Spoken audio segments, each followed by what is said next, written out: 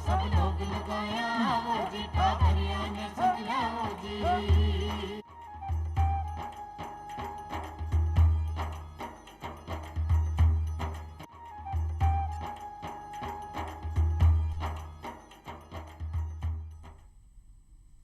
चौपाल का सगला दर्शकाने राम राम सहाय दर्शकों। श्रमिक आपણા समाज को एक महत्वपूर्ण अंग है जो राष्ट्र का निर्माण के मायने, राष्ट्र का विकास के मायने और अर्थव्यवस्था के मायने एक महत्वपूर्ण योगदान देवे है। ये एक बहुत बड़ो जो तबको है श्रमिका को, वो खादान से भी जुड़े हुए है, जो खादान के अंदर कार्य करे है। वह तो ये खादान मजदूरों के ताई कई तरह का प्रावधान और विधिक अधिकार है वहाँ के कने। लेकिन आज आप जो चर्चा कराला वो कराला कि वहाँ की न्यूनतम मजदूरी कहीं होनी चाहिए और वहाँ के कने कई विधिक प्रावधान है जिससे वह आपको हर अधिकार प्राप्त कर सके। और इस विषय पे आज आप से चर्चा करवाने स्टूडियो में पधारे है गिरिराज वर्मा जी। गिरिराज जी, आपको बहुत बहुत स्वागत है। आप लेबर कमिश्नर भारत सरकार, रीजनल लेबर कमिश्नर भारत सरकार में है। आज आप माने यह बताएं कि जो खदान श्रमिक है वहाँ का मतलब, ये आप सबसे पहले तो माने ये बताएं कि खदान श्रमिक किने कहला और ये किस तरह से कार्य करे है, कई श्रेणी है यहाँ की, यहाँ के बारे में बताइए। खदान श्रमिक जो भी खदान की डेफिनेशन में आता है, जो खदान हमारे यहाँ है राजस्थान में बहुत सारी खदानें हैं, पत्थर की खदानें हैं, जिंक की खदानें हैं, लाइमस्टोन की खदानें। तो कोई भी श्रमिक जो खदान की परिभाषित खदान पे काम करता है, भले ही वो मिट्टी हटा रहा हो, वो खदान श्रमिक कहलाएगा। अच्छा, जो मतलब खान में, चाहे वो मार्बल की हो सके, कोयला की भी हो कोई सके, भी खान हो, जो कि धरती के अंदर जो खदान को कार्य है जिसके मायने वो काम करे है, उन्हें खदान मजदूर कहे खदान जाए। भी देखो दो तरह की होती है। खदान एक तो भूमिगत खदान मानी जाती है, एक धरातल पे जो काम करते हैं वो भी खदान मानी जाती है। जैसे पत्थर की खदान है, जो हम पहाड़ों से पत्थर तोड़ते हैं, जिसको क्वारी कहते हैं, स्टोन माइंस कहते हैं, वो भी खदान की परिभाषा में आती है। जहाँ चूना पत्थर निकलता है वो भी खदान की परिभाषा में आती है। हमारे यहाँ राजस्थान के अंदर जैसे जिंक की खदान है, कॉपर की खदान है, जो भूमिगत है, जो ज़मीन के अंदर से निकाली जाती है, वो भी खदान है, वो भी खदान की परिभाषा में आती है। बिल्कुल, आप बताइए कि जी कि खदान मजदूर जो है वहाँ का एक जो प्रावधान का ही है, मतलब अगर आप यानी मोटा मोटी में समझा कि भाई अगर कोई काम मजदूर खदान में करे है तो उन्हें ये बात की जानकारी होनी चाहिए कि वो कहीं कहीं प्रावधान है, वह बताइए। भारत सरकार के द्वारा जो श्रम नियम बनाए गए हैं उसमें खदानों की वो काम करने वाले मजदूरों के लिए बहुत ध्यान रखा गया। खदान श्रमिकों के हर कष्ट का इलाज श्रम कानूनों में उपलब्ध है। जैसे औद्योगिक विवाद अधिनियम, जिसके तहत अगर किसी श्रमिक को निकाल दिया जाता है तो उसके लिए उसके सारे प्रावधान हैं। कितने साल की नौकरी है, उसके लिए बोनस का प्रावधान है जो खदान श्रमिकों के लिए उपलब्ध है।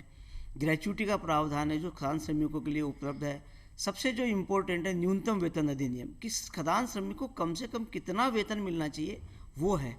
अगर वेतन नहीं मिले तो उसके लिए भी प्रावधान है। कितने समय में वेतन मिलना चाहिए उसके लिए भी प्रावधान है।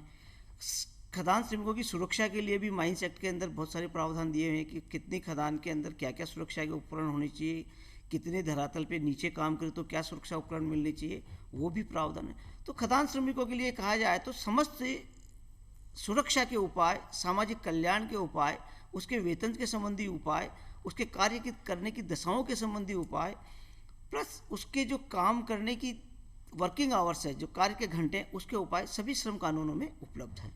आप बहुत अच्छी बात बताइए कि जो भी काम है जो वे कर रहा है वो कि सब तरह से चारों तरफ से माने सिक्योर, मतलब माने सुरक्षित करिए है कि भाई खान में काम करने वाला श्रमिक के ताई। अच्छा, आप ये बताइए जी, न्यूनतम वेतन वाली बात आप बताइए, तो न्यूनतम वेतन पहले तो आप मुझे बताओ कि कहीं हुआ है न्यूनतम वेतन, और दूसरों को कहीं आधार है, कोई श्रेणी है कि भाई इस श्रेणी के आधार पर हर अलग अलग हिसाब से हर मतलब श्रमिक ने मिले लो वेतन। ये आपने अच्छी बात कही। न्यूनतम वेतन का अर्थ ये होता है, न्यूनतम जैसा कि अपने परिभाषा से है कि न्यूनतम मतलब कम से कम, तो ये राशि जो है वो भारत सरकार द्वारा नियत की जाती है खदान श्रमिकों के लिए। इसके अंदर जब न्यूनतम वेतन तय किया जाता है तो श्रमिक की कितनी कैलोरी ऊर्जा चाहिए, मतलब अर्थात उसको खाने के लिए कम से कम कितनी ज़रूरत है, उसको कितना कपड़ा चाहिए, वो अपने 2 बच्चों 3 बच्चों के साथ में उसके स्वास्थ्य की कितना पैसा खर्च हो सकता है, और उसके अलावा उसकी शिक्षा पे कितना खर्च होता है, इन सब मापदंडों को तय करने के बाद में भारत सरकार के द्वारा एक कमेटी नियत की जाती है। वह कमेटी इन सब चीज़ों को मानते हुए, इन सब चीज़ों की गणना करते हुए एक राशि तय करती है जिसे कि हम न्यूनतम वेतन कहते हैं। भारत सरकार द्वारा खदान श्रमिकों के लिए ये राशि अलग से तय की गई है। जी, आप बताइए जो कार्य कर रहे हैं वहाँ की न्यूनतम एक वेतन तय किया गया है, तो मान लीजिए अगर कोई मजदूर जो श्रमिक है उन्हें नहीं मिल रहे है अगर वो न्यूनतम वेतन, तो वो काई कर सके ही बताइए। नहीं नहीं, पहले तो मैं आपको ये बता दूं कि न्यूनतम वेतन नहीं मिलने की दशा के अंदर तो हमारा जैसे कार्यालय है क्षेत्रीय श्रम आयुक्त केंद्रीय, तो राजस्थान में 2 जगह क्षेत्रीय श्रम आयुक्त केंद्रीय कार्यालय, एक तो जयपुर में और एक अजमेर में। तो जो अपने अपने क्षेत्राधिकार के अंदर वह एक दावा पेश कर सकते हैं कि उसको न्यूनतम वेतन नहीं मिला, वो उसका एक प्रोफोर्मा दिया हुआ है। अगर प्रोफोर्मे में नहीं भी देता है श्रमिक, क्योंकि श्रमिक अक्सर अनपढ़ होते हैं, ज़्यादा जानकारी नहीं होते हैं, तकनीकी ज्ञान नहीं होता, तो अगर वो हमके सादा कागज़ में भी ये सूचित करता है कि हमें ये सब ये मजदूरी मिलती है, ये मिलनी चाहिए, जो नहीं मिली तो हम उसके ऊपर कार्रवाई कर सकते हैं। तो सभी श्रमिक राजस्थान में जो कार्यरत है वह अजमेर या जयपुर कहीं भी ये चिट्ठी लिख के भेज सकते हैं, तो हम उस पर कार्रवाई करते हैं। दर्शकों जी, हाँ बताइए, आपने गिरिराज जी बता रहा है कि कहीं भी मतलब जयपुर और अजमेर 2 जगह है वह अपनी शिकायत ने वटे दे सके अगर उन्हें न्यूनतम मजदूरी नहीं मिल रही है तो। अब आप ये बताइए, कोई श्रेणी में है ये विभक्त कि भाई किने की तरह से यो मिले लो न्यूनतम वेतन, या खदान श्रमिकों के लिए श्रेणी तय की गई है? खदान में एक्चुअल में कई श्रेणी के लोग काम होते हैं। जैसे एक साधारण काम है, जैसे मजदूर पत्थर तोड़ उठा के डालना है, तो उसको अकुशल श्रेणी में माना जाएगा। उसके अलावा एक अर्ध कुशल श्रेणी होती है, कुशल श्रेणी होती है और अति कुशल श्रेणी होती है। जैसे मान लो कोई जेसीबी ऑपरेटर चला रहा है, मशीन चला रहा है, जो या ज़मीन के अंदर जाके काम कर रहा है, या कोई ऐसी चीज़ है जिसमें तकनीकी सहायता की जरूरत है, जिसको तकनीकी ज्ञान होना आवश्यक है, तो इस तरह की श्रेणियाँ विभक्त की गई है। जिसको 4 श्रेणियाँ हैं खानदान में काम करने वाले श्रमिकों के लिए। पहली श्रेणी अकुशल श्रमिक माने जाते हैं, दूसरी श्रेणी अर्धकुशल श्रमिक माना जाता है, तीसरी कुशल श्रेणी मानी जाती है और चौथी अति कुशल मानते हैं। तो मतलब आप ये 4 श्रेणी के आधार पर न्यूनतम वेतन तय किए गए हैं जी। और जिन्हें अगर नहीं मिले तो क्षेत्रीय कार्यालय में जाके आपकी शिकायत दर्ज कर सकते और हैं। न्यूनतम वेतन श्रेणी के अलावा धरातल के ऊपर, मतलब अंडरग्राउंड माइंस जिसको बोलते हैं, भूमिगत माइंस, भूमिगत खदान, उसके अंदर काम करने वालों की श्रेणी की दरें भारत सरकार ने अलग तय की गई है। और धरातल के ऊपर जो श्रमिक भूमिगत खान में काम नहीं करें उनकी श्रेणियाँ अलग तय की गई है और उसकी न्यूनतम मजदूरी अलग दी गई है। अब जैसे मैं आपको बता दूं, अकुशल श्रमिक जो होता है उसके लिए न्यूनतम वेतन भारत सरकार ने 420 रुपये तय की गई है, जो अपने 1 अप्रैल से तय की गई है। अर्धकुशल श्रमिक है उसके लिए 525 रुपये हैं, कुशल श्रमिक है उसके लिए 629 रुपये हैं, और अति कुशल श्रमिक है उसके लिए 733 रुपये प्रतिदिन की मजदूरी है, जो कि धरातल पे काम करने वालों के लिए है। यही रेट अगर आप तय भूमिगत के अंदर जाएंगे तो ये रेट बदल जाती है, अर्थात अकुशल श्रमिक को 525 रुपये मिलेंगे, अर्धकुशल को 629 रुपये मिलेंगे, कुशल को 733 रुपये मिलेंगे और अति कुशल को 819 रुपये की रेट तय है। ये जो रेट है ये भूमिगत खदान में काम करने वाले श्रमिकों के लिए होती है। जी, आप बताइए कि ये जो प्रतिदिन के हिसाब से आप बताइए, कई बार यह हुआ है कि जो खान मालिक है वो नहीं दे रहे है, तो वह मतलब आप बताइए कि वह जा सके है तो वह स्वयं पढ़ा लिखा नहीं है, तो कोई दूसरा का सहारा से भी जा सके या खुद नहीं जाना पड़े लो? खदान श्रमिक खुद भी जा सकता है, कोई भी उसका पढ़ा लिखा रिप्रेजेंटेटिव जिसको वो अधिकृत करते हैं, जी मेरी तरफ से ये मेरा केस लड़ेगा या मेरी तरफ से ये मेरी शिकायत कर सकता है, तो वो भी जा सकता है। कोई भी खदान में ट्रेड यूनियन काम करने वाली या कहीं भी ट्रेड यूनियन जो काम करती है उसके माध्यम से भी वो जा सकता है, या किसी भी संगठन के माध्यम से हमारे यहाँ वो शिकायत दर्ज करा सकता है। और मैं आपको इसमें एक चीज़ अच्छी चीज़ और बताऊँ, अगर ये पाया जाता है कि खदान मालिक खदान श्रमिक को कम राशि दे रहा है, तो क्षेत्रीय श्रम आयुक्त केंद्रीय को, अर्थात हमें ये अधिकार पावर है कि हम उस पर 10 गुना तक जुर्माना लगा के और सीधे खदान श्रमिक को उसका मुआवजा दिलाते हैं। हाँ, मैं यही पूछना चाह रही थी कि अगर मान लीजिए कोई नहीं दे रहे है तो कोई सजा को भी प्रावधान है? मैं जुर्माना तो आप बता दी, कोई सजा भी मिल सके ताकि डर रहे। इसके अंदर दोनों प्रावधान है। श्रमिक को तो मुआवजा मिलेगा ही मिलेगा, और हमारा विभाग ऐसे खदान मालिक के खिलाफ कानूनी कार्रवाई करता है जिसके अंदर 6 माह की सजा का प्रावधान है। अगर न्यूनतम मजदूरी से कम किसी श्रमिक को राशि दी जा रही है तो 6 माह की सजा न्यायालय द्वारा दंडित किया जा सकता है, और उसके अलावा जुर्माना भी उसके अंदर न्यायालय आरोपित कर सकती है। हाँ, ये तो बहुत दोनों सजाएं न्यायालय को लेकिन उसके लिए न्यायालय को अधिकार है कि वो खान मालिक के ऊपर जुर्माना करें। तो आप माने ये भी बताइए कि मतलब कशो क्षेत्राधिकार आए कशा न्यायालय के अंदर वो श्रमिक जावे, यह बताइए। जहाँ पुलिस थाने का जो अधिकार होता है ना, जहाँ पुलिस थाने का जैसे क्षेत्राधिकार होता है, उसी न्यायालय के अंदर वो केस दायर किया जाता है। मतलब सिविल कोर्ट में जाए लो? जी नहीं, क्रिमिनल कोर्ट में। क्रिमिनल कोर्ट में क्योंकि सजा का अधिकार सिर्फ क्रिमिनल कोर्ट को ही होता है। ठीक है, तो मतलब जो मतलब आपने सेशन न्यायालय हुए वी के मायने नहीं, एमजेएम जो कोर्ट होती है, जो अच्छा। जो न्यायिक मजिस्ट्रेट होता है, जो कि कस्बों में होता है, उनके यहाँ दायर किया जाता है। लेकिन ये केस दायर करने का अधिकार सिर्फ हमारे निरीक्षक को होता है। अच्छा, मतलब खुद स्वयं श्रमिक तो नहीं। श्रम आयुक्त का नहीं आ सके। श्रमिक तो सिर्फ श्रम आयुक्त के पास में अपनी न्यूनतम मजदूरी की अंतरराशि के भुगतान के लिए या ओवर टाइम के भुगतान के लिए आ सकता है, लेकिन उसको यह अधिकार नहीं है कि वो अपने खान मालिक के विरुद्ध न्यायालय में परिवाद दायर कर दे। यह अधिकार हमारे निरीक्षक को दिया गया, या हमारी सहमति से, सरकार की सहमति से वो दायर कर सकता है। बिल्कुल, बहुत अच्छी बात बताई कि ये जानकारी वो बहुत ज़रूरी है कि भाई वो कई अधिकार है और वो कटे जावे। अच्छा, दूसरी बात यह है कि जब महिला है तो महिला श्रमिक भी अगर काम कर रही है तो वहाँ के ताई का अधिकार है, काई वहाँ का प्रावधान है, वही बताइए। देखिए, श्रम कानून के अंदर महिला और पुरुष को अलग अलग कभी नहीं माना गया है। जो अधिकार पुरुष श्रमिक का है वही अधिकार महिला श्रमिक का है। बल्कि यदि ये पाया जाता है कि महिला श्रमिक को पुरुष श्रमिक से अंतरराशि कम दी जा रही है, जबकि वो काम समान रूप से काम कर रही है, वही पत्थर श्रमिक पुरुष श्रमिक उठा रहा है, वही पत्थर महिला श्रमिक उठा रही है, तो दोनों की अंतरराशि नहीं हो सकती। अगर ऐसा होता है तो एक समान पारिश्रमिक अधिनियम बना हुआ है, उसके तहत खान मालिक के ऊपर 10,000 रुपये तक का जुर्माना भी है और अंतरराशि का भुगतान भी उसको कराया जा सकता है। यह बहुत अच्छी बात है कि दोनों में कोई फर्क कौन है, चाहे वो पुरुष है चाहे महिला है, वो एक ही समान जो है राशि ले सके है। अच्छा, एक आप बताइए कि जहाँ की वहाँ को कहीं तो मतलब समय हुए, मतलब एक श्रमिक को कितना दिन वो काम ले सके है, वो खान के मायने उनको मालिक, और कितना समय तक वहाँ को मतलब काम कर सके है, इसके बारे में जानकारी दीजिए। काम के घंटे हमारे न्यूनतम वेतन अधिनियम में तय किए गए हैं। सामान्यतः एक श्रमिक 8 घंटे तक काम कर सकता है, और अगर उसको लंच दिया जाता है, मतलब लंच का टाइम जिसको बोलते हैं, तो 9 घंटे तक वो काम करेगा, जिसके अंदर 1 घंटा जो लंच का होता है वो हट जाता है। तो कुल काम के घंटे 8 घंटे हैं। खान मालिक की अगर आवश्यकता है तो वो श्रमिक से लगातार 12 घंटे भी काम करवा सकता है, लेकिन उसके लिए उसको इमरजेंसी या आकस्मिक कार्य जैसे हैं, जैसे कुछ काम है जो लगातार श्रेणी में चलना ही जरूरी है, तो ऐसी स्थिति में कभी कभी श्रमिक से वह 8 घंटे से ज़्यादा भी काम ले सकता है, जिसकी अवधि 12 घंटे से अधिक नहीं हो सकती है। अच्छा, 12 घंटे से ज़्यादा फिर भी नहीं ले सके। अच्छा, अगर वो ज़्यादा काम कर रहे हो तो कोई वेतन फिर उन्हें आगे मिले लो जी। अच्छा, अगर वो 8 घंटे से अधिक काम करता है या एक सप्ताह के अंदर 48 घंटे की नियत घंटे तय किए गए हैं, अगर 48 घंटे से अंदर वो सप्ताह के अंदर काम करता है तो अतिरिक्त किए गए घंटों के लिए उसको ओवर टाइम का प्रावधान है। ओवर टाइम का मतलब अतिकाल मजदूरी, जो कि जो सामान्य मजदूरी उसको मिलती है उससे डबल रेट से उसको मिलेगी। अर्थात अगर वो 4 घंटे काम करता है अतिकाल में अतिरिक्त, तो उसको पूरे दिन की मजदूरी 4 घंटों के लिए वही मिलेगी जो 8 घंटे की मजदूरी मिलती है। अच्छा, आप बहुत अच्छी बात बताइए कि मैंने वही मजदूरी मिलेगी जो तय है, उसे कम नहीं दे सके। लेकिन कई बार आपने देखा कि जो खान मालिक है वह आपकी मतलब जिम्मेदारी ने, जवाबदेही ने पूर्णतः निभावे को ने, तो अशी दशा के मायने वह आप सरकार खान मालिक पर कई कार्रवाई करो।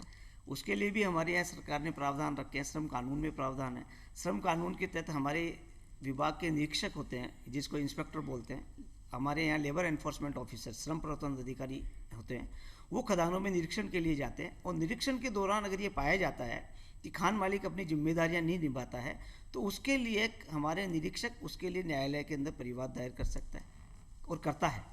पहले उसको मौका दिया जाता है कि भाई आपके यहाँ खान में आपने ये जिम्मेदारी नहीं निभाई, ये विधिक प्रावधान आपने पालना नहीं की, तो ऐसे केस के अंदर निरीक्षक द्वारा उसके विरुद्ध कानूनी कार्रवाई की जाती है। अच्छा, अगर वो कार्य नहीं हो रहे तो निरीक्षक इन्हें देखे लो, और देख अगर गलत हो पाए गए हो इसके तो अंदर एक चीज़ हो रहा है कि अगर श्रमिक हमारे यहाँ शिकायत दर्ज कराता है कि साहब हमारा खान मालिक ये कानूनी कार्रवाई, कानूनी प्रावधान का पालना नहीं कर रहा है, तब भी हमारा निरीक्षक उस शिकायत के आधार पर जाके निरीक्षण करता है। अच्छा, ये तो हुई एक निरीक्षक की बात।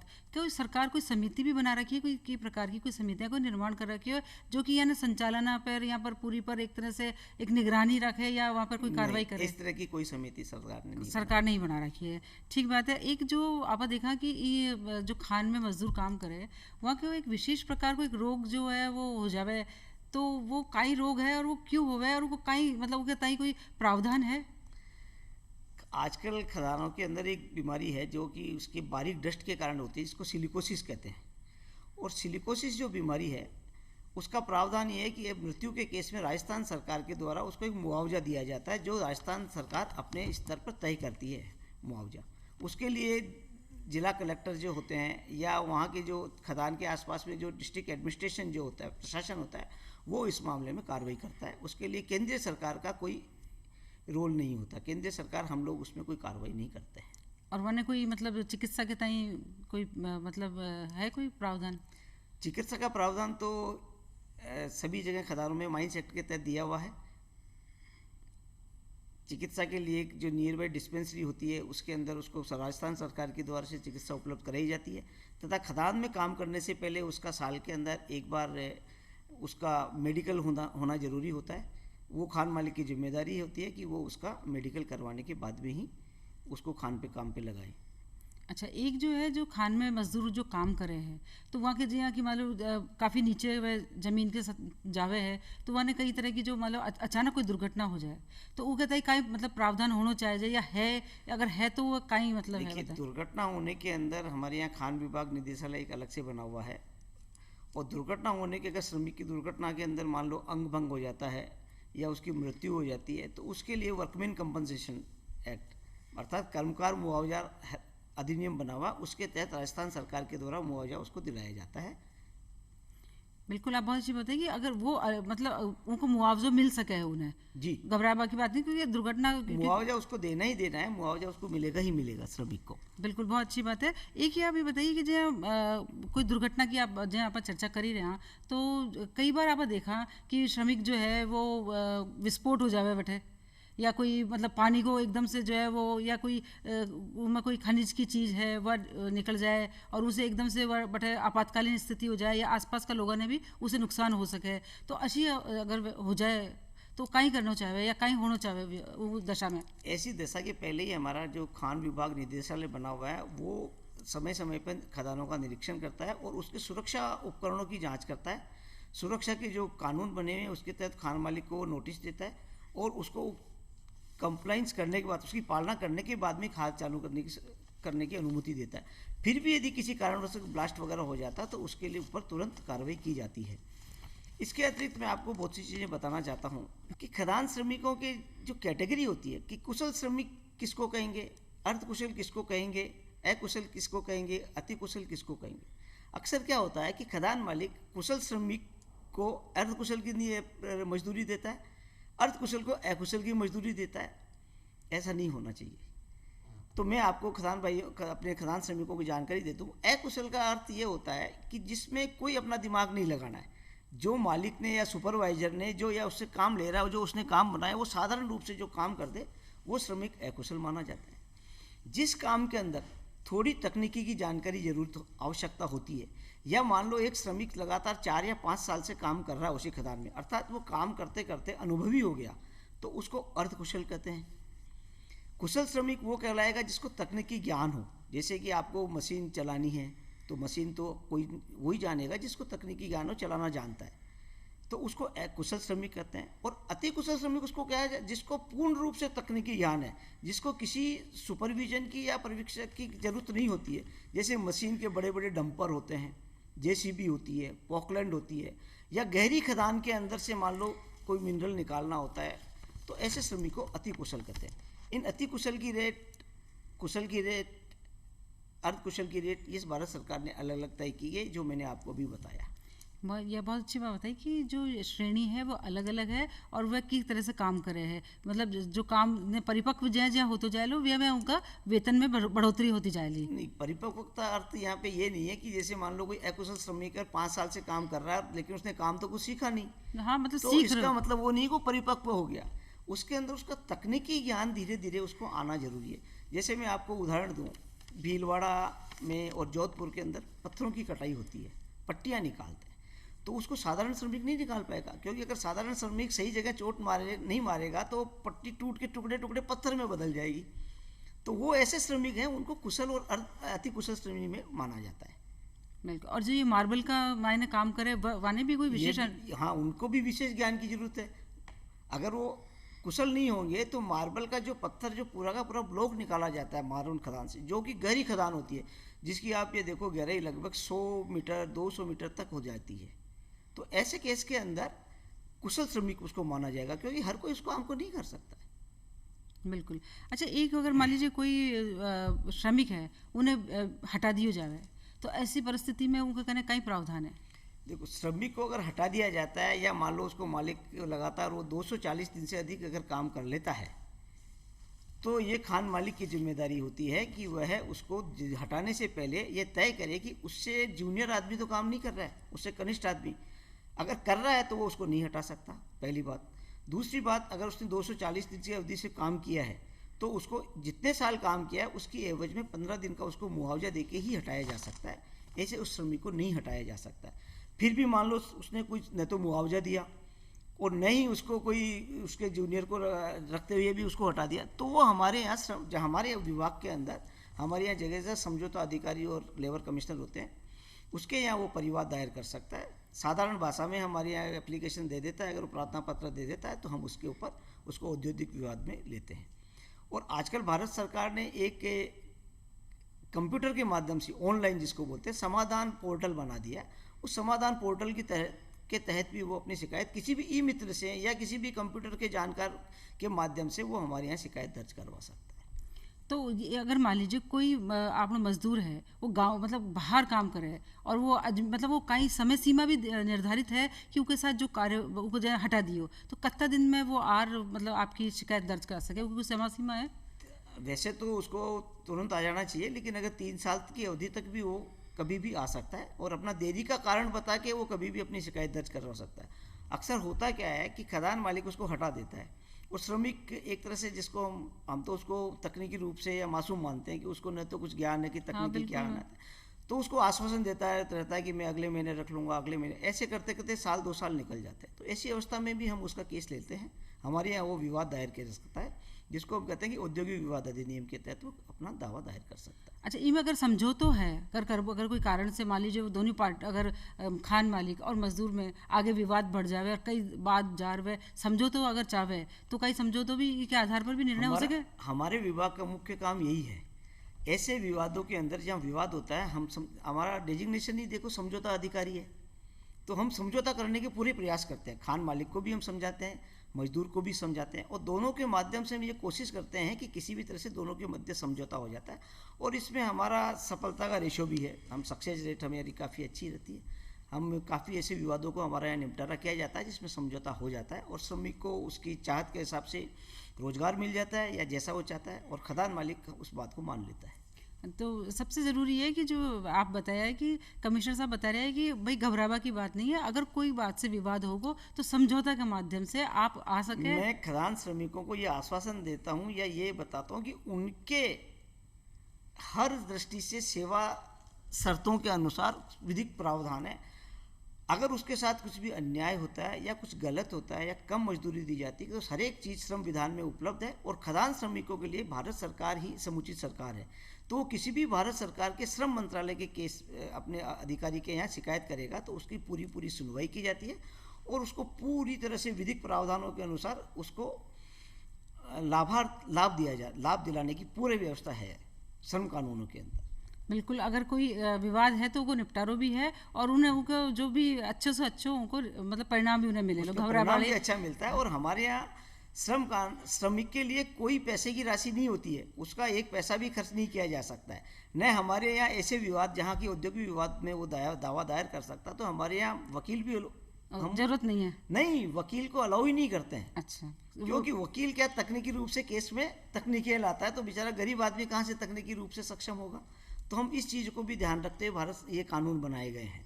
अच्छा, स्वयं जो है श्रमिक खुद आपकी मतलब पूरी बात कर सके, कह सके और पूरा मुकदमों या जिन्हें क्या विवाद ने खुद ही आपको पेश कर सके। एक तरह से श्रमिक के वकील हम ही होते हैं। अगर श्रमिक ने हमारे यहाँ आके विवाद लगा दिया और हमें लगता है कि वास्तव में खदान मालिक द्वारा या किसी भी नियोजक द्वारा कानून की पालना नहीं की गई है तो हम उसका निवारण करवाते हैं। ये तो बहुत अच्छी बात है कि भाई जो श्रमिक है उनकी तरफ से आप ही मतलब उनकी पैरवी करो और उनका इंसाफ दिलावा का पूरा प्रयास करो। इसीलिए तो हमारा श्रम अधिकारी हम लोग।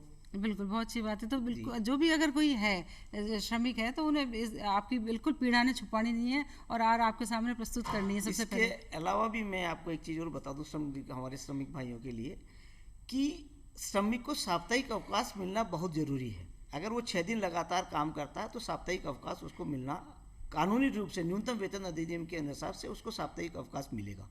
अगर साप्ताहिक अवकाश को नहीं मिलता है तो उस दिन का खदान मालिक को दुगनी रेट से उसको मजदूरी भी देनी है और 10 दिन के अंदर अंदर उसको साप्ताहिक अवकाश भी देना है। ये प्रावधान भी न्यूनतम वेतन अधिनियम के तहत है। यदि मान लो आपको वो ओवर टाइम नहीं देता है तो भी आप हमारी वही क्षेत्रीय श्रम आयुक्त केंद्रीय कार्यालय के अंदर अपना दावा दायर कर सकते हैं, जिसके अंदर हमारे को ये अधिकार है कि हम उसके अंदर उसकी अतिकाल राशि का भुगतान भी करवाएं और साथ में मुआवजा भी दिलवाएं। बिल्कुल, आप ये भी बहुत अच्छी बात है। एक बार मैं मगर जो भी दर्शक है वहाँ की तरफ से जानना चाहूँ कि न्यूनतम वेतन की जो प्रावधान है उन्हें थोड़ा सा एक बार और आप माने बता दो, ताकि कोई तरह की अगर कोई समझ में ना आई हो कोई के तो वे समझ जाए। न्यूनतम वेतन के प्रावधान ये है, न्यूनतम वेतन का अर्थ ये माना जाता है कि इससे कम मजदूरी किसी भी श्रमिक को नहीं दी जा सकती। अगर कोई खान मालिक श्रमिक को कम मजदूरी देता है तो ऐसे श्रमिक को बंधुआ मजदूर, कानून की तरफ से बंधुआ मजदूर या उसको एक्सप्लॉइट लेबर माना जाता है। अर्थात न्यूनतम मजदूरी तो उसको देना ही देना है। उस न्यूनतम मजदूरी वर्तमान में धरातल के लिए और भूमिगत खदान के लिए अलग अलग तय की गई है।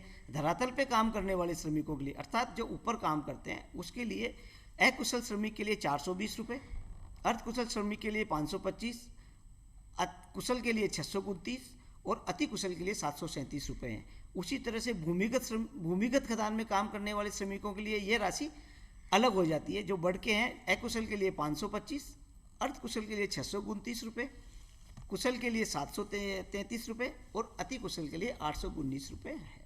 बहुत बहुत धन्यवाद आपको कि आप इतनी अच्छी माने जानकारी दी। आज आप के स्टूडियो में पधारे, आपको बहुत बहुत जो है धन्यवाद। आपका भी बहुत बहुत धन्यवाद। तो दर्शकों, आज आपनो जो समय है अठे समाप्त हुए, फिर कोई नया विषय के साथ फिर था के सामने उपस्थित होने वाला। जब तक है राम राम से।